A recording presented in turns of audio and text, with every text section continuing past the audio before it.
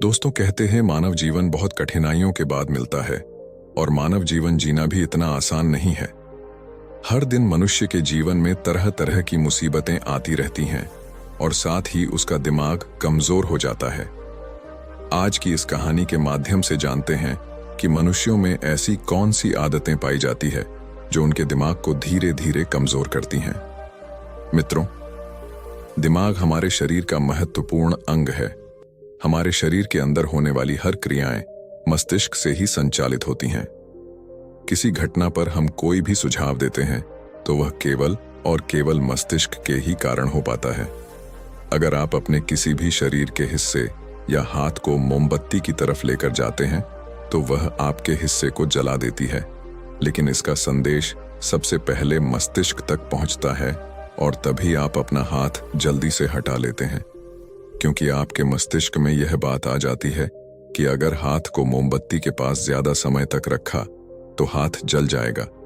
यदि व्यक्ति का मस्तिष्क ठीक से काम ना करे तो वह इस दुनिया में जीवन जीने के लायक भी नहीं रह सकेगा।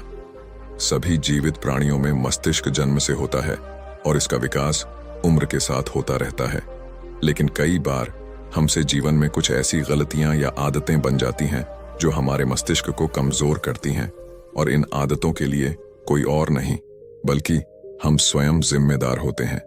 दोस्तों, महात्मा बुद्ध की शिक्षा हर किसी के जीवन को नई दिशा दे सकती है। एक समय की बात है, महात्मा बुद्ध अपने कुछ शिष्यों के साथ यात्रा पर जा रहे थे। चलते चलते वे एक जंगल में पहुंचे और अंधेरा होने लगा। महात्मा बुद्ध और उनके शिष्यों ने निर्णय लिया कि आज की रात वे यहीं पर बिताएंगे और कल सुबह होते ही आगे की यात्रा पर निकलेंगे। उन सभी शिष्यों में से बुद्ध के एक परम शिष्य भी थे जो कि कद में नाटे और बहुत भोले भाले थे। सभी शिष्यों में से इस शिष्य की आदत बिल्कुल अलग थी। जहां सभी लोग 7 से 8 घंटे की नींद लेते थे, ये महाशय केवल 3 घंटे ही सोते थे। इनका मानना था कि जो लोग अधिक सोते हैं वह आलसी होते हैं। महात्मा बुद्ध के इस शिष्य को भोजन करना बहुत अधिक पसंद था। जब वे भोजन करने बैठते थे तो अन्य सभी शिष्यों के हिस्से का भी भोजन कर लेते थे। इसी प्रकार उनकी कई ऐसी आदतें थीं जो अन्य शिष्यों को परेशानी में डाल देती थीं। उस रात जब महात्मा बुद्ध और उनके शिष्यों ने जंगल के किनारे पर डेरा डाला, तब दूर दूर तक पानी की कोई व्यवस्था नहीं दिख रही थी। इस बार पानी खोज कर लाने की जिम्मेदारी बुद्ध के उन भोले भाले शिष्य को दी गई। महाशय मटका लेकर पानी की खोज में निकल पड़ा। उसका शरीर पहले से थका हुआ था। काफी सोच विचार करते करते और चलते चलते आखिरकार उसे तालाब दिख गया।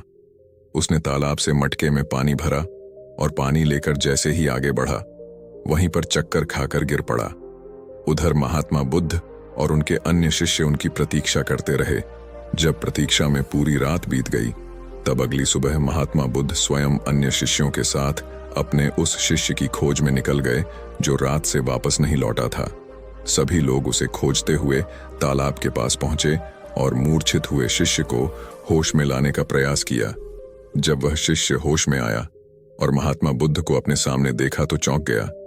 उसे कुछ भी याद नहीं था कि वह तालाब के पास क्या कर रहा है।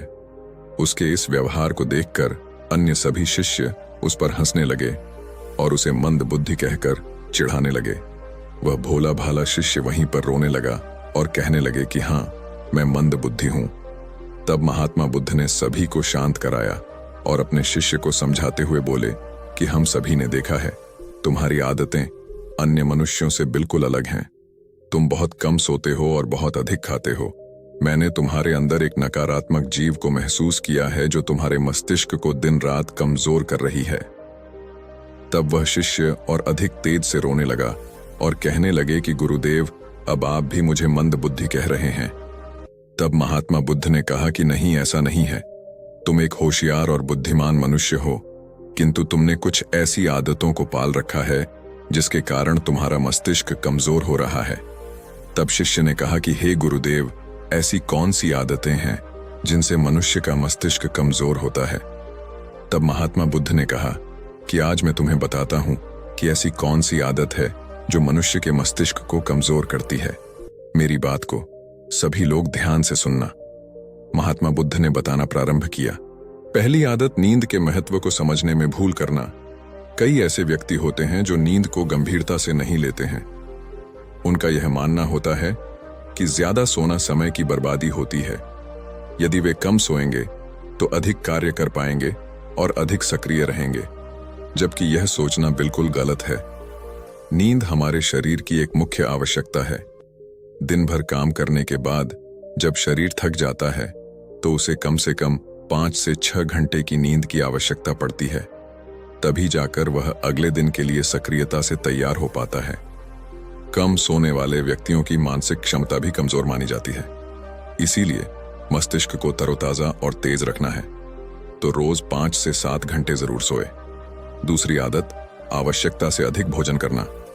कई व्यक्ति ऐसा सोचते हैं कि एक ही जीवन मिला है, इसलिए इसे खाने पीने और मौज करने में बिताना चाहिए, और इसी सोच के कारण वह आवश्यकता से अधिक खाना खाने लगते हैं। ना तो उनके खाने में किसी प्रकार की कोई गुणवत्ता होती है और ना ही वह कभी खाने की मात्रा पर ध्यान देते हैं। कई लोगों को लगता है कि अधिक खाने से शरीर को अधिक ताकत मिलती है, जबकि ऐसा कुछ नहीं है।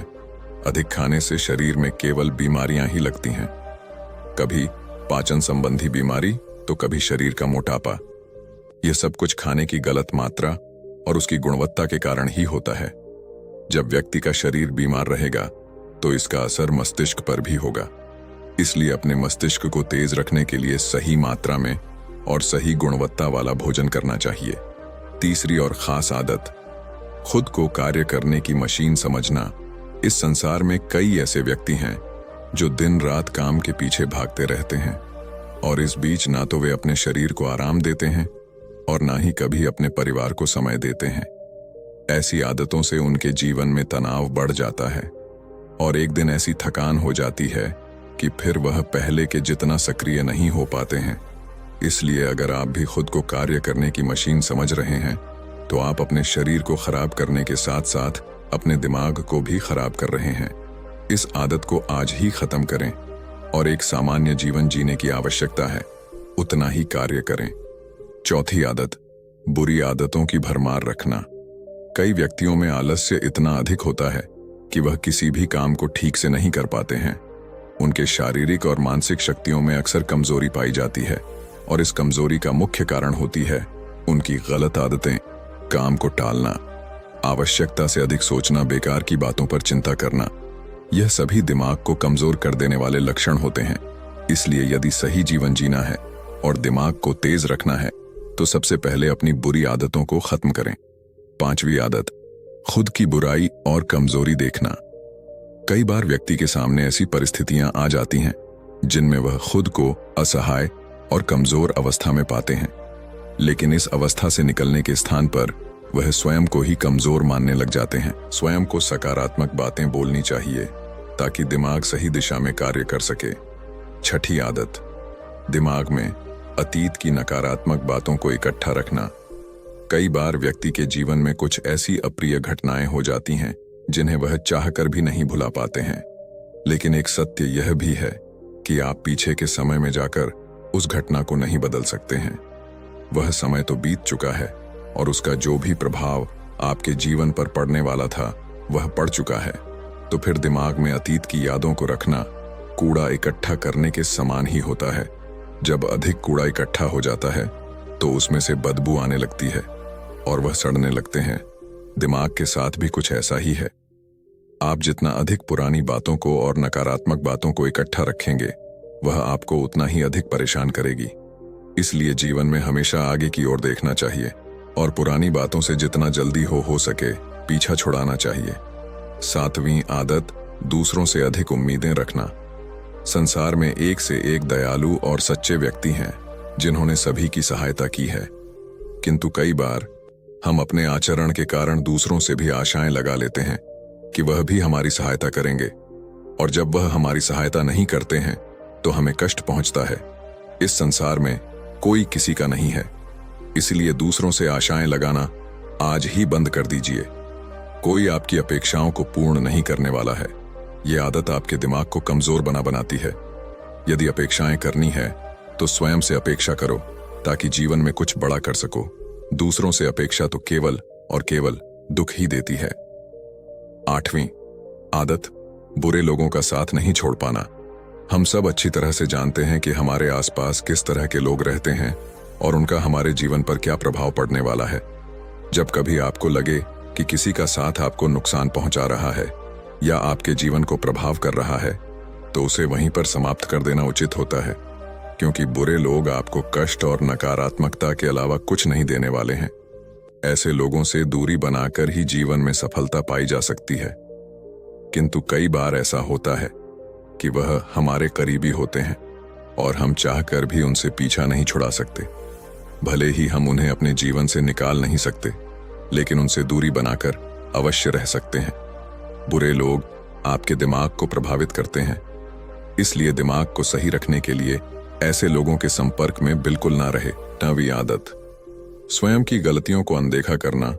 कई बार व्यक्ति से यदि कोई गलती हो जाए तो वह उसे पूरी तरह से अनदेखा करते हैं और जिम्मेदारी लेने से बचते हैं, जबकि यह आदत आपके जीवन को असफलता की ओर ले जाती है। कभी भी यदि आपसे गलती हो जाए तो उसे पूरे मन से स्वीकार कर लेना चाहिए, साथ ही क्षमा मांग लेनी चाहिए। इस संसार में पश्चाताप से बड़ी कोई क्षमा नहीं होती है।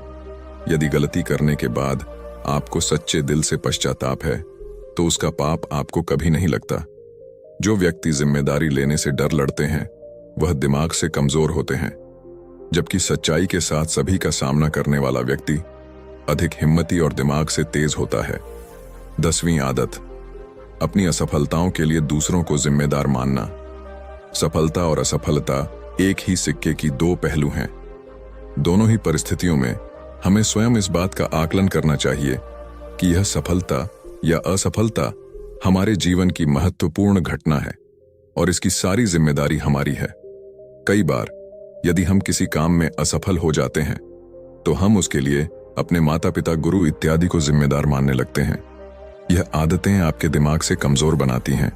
कभी भी अपनी असफलता के लिए दूसरों को जिम्मेदार नहीं बनाना चाहिए, बल्कि स्वयं की मेहनत पर विश्वास रखना चाहिए। इस प्रकार बुद्ध ने उस व्यक्ति को ऐसी आदतें बताई जो उसके दिमाग को दिन रात कमजोर कर रही थीं। उस व्यक्ति ने सच्चे मन से बुद्ध को बताया कि हाँ, यह सब उसकी आदतें हैं और वह अपनी इन गलत आदतों के लिए स्वयं को जिम्मेदार मानता है। साथ ही वह वादा करता है कि वह इन सभी गलत आदतों से छुटकारा पाने के लिए पूरा प्रयास करेगा। तो दोस्तों, मुझे पूरी आशा है कि इस कहानी से आपको शिक्षा मिली होगी और इस मोटिवेशनल स्टोरी से आपको प्रेरणा मिली होगी। और हमारे चैनल इंस्पायर्ड थिंक को सब्सक्राइब करना ना भूले। मिलते हैं एक नई वीडियो के साथ, तब तक के लिए अपना ध्यान रखिए। धन्यवाद और नमो बुद्धाय।